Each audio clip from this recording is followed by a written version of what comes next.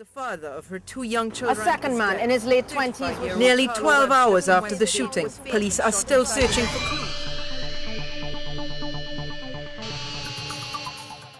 A new committee is taking on rising crime levels. The group will meet shortly to implement key programs that came out of a study on the predisposing factors of criminality in the Cayman Islands.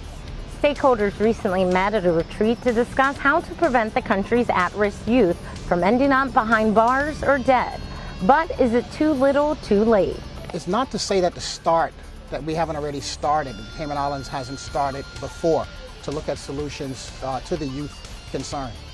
Now, on the advent of so much, aberration and criminality, let's say, for the youth, there's so many horrible crimes that are coming to the forefront now. We have to be expedient. We really have to take seriously creative, innovative thinking when it comes to helping these youth. Yes, I would have liked to have seen this actually myself, been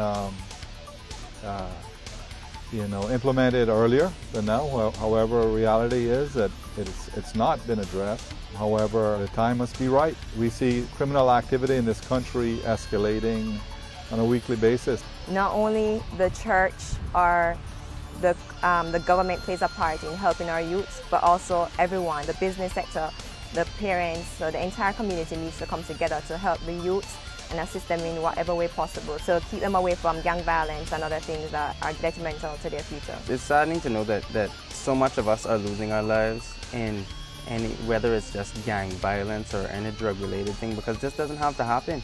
With the proper intervention, we can have a successful, not even labor force, but education. Students can go beyond the limits, but it's not happening as we see it. That is why we are here today. Without having our input on it, it makes no sense to talk to the youth when you have no idea how the youth are going to react to it.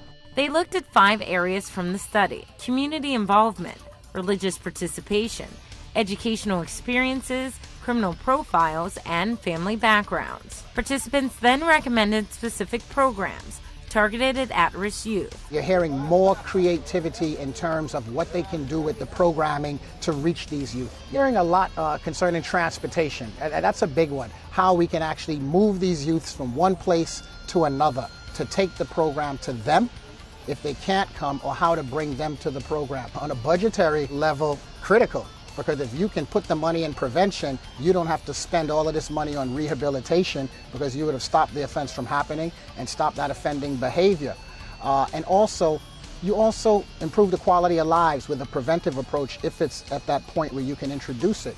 The fact is, you will improve the quality of life of that offender, because they wouldn't have experienced that whole lifestyle of criminality, as well as the public having to go through that. A preventive measure is clearly one that I would love, but sometimes with some offenders, you've already passed the preventive measure and now you're looking at intervention or rehabilitation.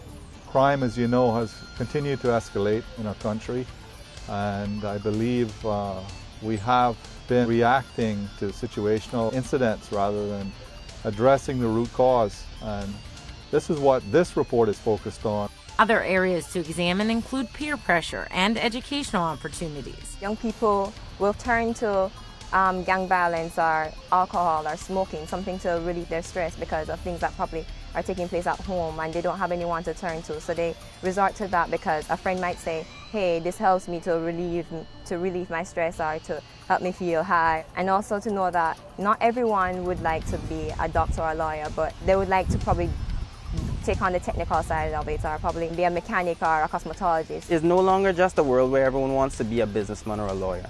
There's a lot of out there professions, not even in a bad way, but just out of the box, that we don't have the resources for. We don't have the proper teaching staff, not even that they aren't qualified. It's just that the selections are made for conventional jobs. The biggest problem I'd say right now is that not everyone necessarily gets to be the best at what they want to do. My concern is, are we actually going to do anything? The easy part is what we've done here over the last 2 days, which is to come and talk about what the problems are, how we can address them, who's going to do what. That's the easy part. The hard part now is actually making it happen, because we have a whole pile of reports that have been written, action plans that have been written, but yet we are where we are. So my concern is, are we now going to take this and do something with it? And that's really probably the main reason why I accepted in the first place is I want to be a part of the solution as opposed to somebody who just sits and complains about why somebody else isn't doing it.